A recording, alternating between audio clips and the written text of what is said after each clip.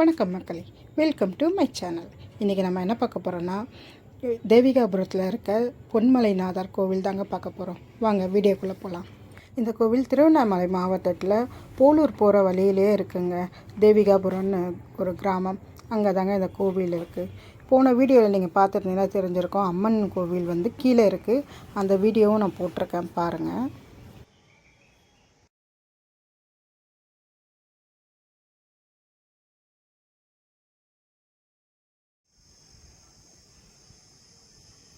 படி ஒரு 360 படி இருக்கும். இங்கே போகிற வழியிலே விநாயகர் கோவில் இருக்குது.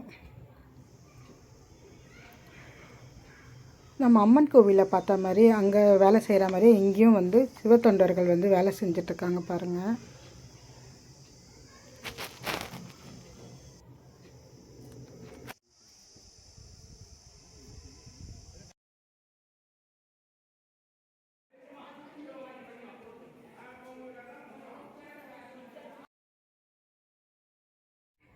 இங்கே சிவனுக்கு 365 நாளும் வெந்நீரில் அபிஷேகம் பண்ணுறாங்க. அதோடைய எதுவும் பாருங்கள், அதை பாருங்கள், வெந்நீர் வந்து ரெடி ஆகிட்டுருக்கு சிவனுக்கு அபிஷேகத்துக்கு.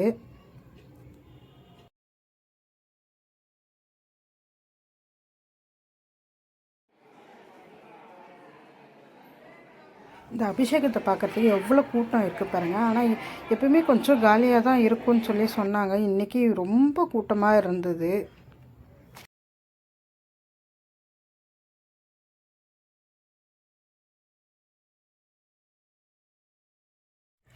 இந்த மலையை வந்து பொன்மலைன்னு அழைக்கிறாங்க. இது இங்கே இருக்க சிவனுக்கு பேர் கனககிரீஸ்வரர்னு சொல்கிறாங்க, பொன்மலைநாதர்னு சொல்கிறாங்க. இங்கே வந்து 2 சிவலிங்கம் இருக்கா. ஒன்று வந்து சுயம்புவாக வந்த லிங்கமும், ஒன்று வந்து பிரதிஷ்டை பண்ண லிங்கமும் சொல்கிறாங்க. ஆனால் இந்த கூட்டத்தில் என்னால் உள்ளே போய் சாமியை பார்க்கவே முடியல. ஆனால் இன்னொரு டைம் கண்டிப்பாக நான் போவேன். அன்றைக்கி அவ்வளோ ஒரு கூட்டம், நீங்களே பார்ப்பீங்க பாருங்கள் வீடியோவில்.